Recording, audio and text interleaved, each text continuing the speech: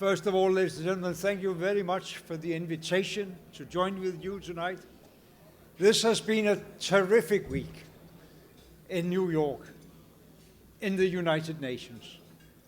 We get approved by all the heads of state and government present here on Friday the great agenda of the Sustainable Development Goals. It's not just a continuation of the Millennium Development Goals. The Millennium Development Goals was a great agenda also, but it was about fewer poor people in poor countries. This new agenda, and we went very long to succeed with the Millennium Development Goals. We cut global poverty down to half in 15 years, and that was good. But what we have done now is to agree on a much more transformative agenda for the globe. It's not about some of us, it's about every country, every human being on this globe. And it's about a quite new agenda for the performance of societies, for the economic policy.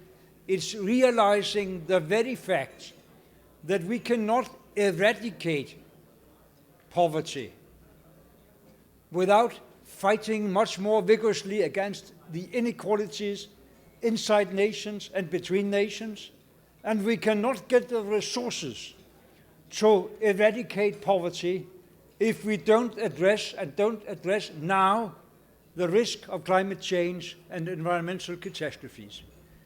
Because if we allow them to happen, they will swallow up all the resources we need for human development. They will create uncontrolled migration because hundreds of millions of people, not only the 60 million on the flight now, displaced or refugees around the world, which is the highest number ever since World War II.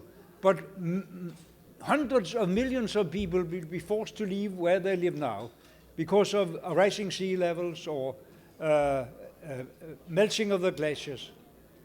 So it's not only about creating a better world, it's about avoiding the risk of a much more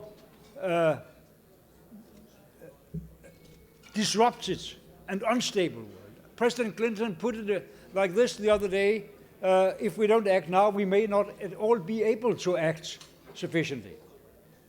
So that's the point of it.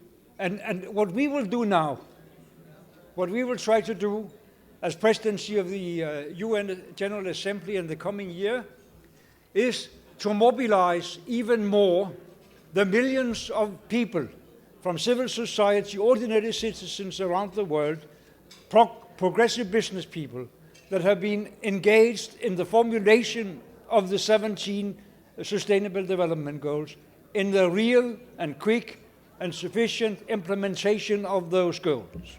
And we know very well what you have written on the screen here, that if we should mobilize those trillions of dollars worldwide needed in the next 15 years to make a sustainable development, a sustainable infrastructure, a quite new non-carbon supply of energy, if we should be able to do that, it takes strong governments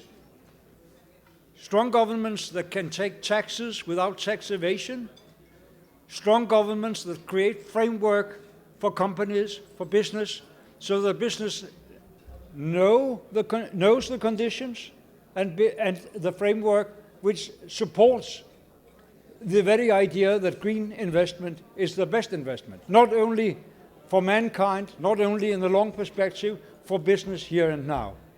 And in that way, I think we can engage, and we should engage, much more the business community worldwide. I have met in Addis Ababa this summer, in New York this September, so many business people engaged in participating in this Sustainable Development Agenda and investing in it. And we will build on that. We'll try to make sure that it all happens for the good of mankind. I hope to work with many of you in this great agenda in the coming year and in the years to come. You have a very good time here in New York. Let's meet again.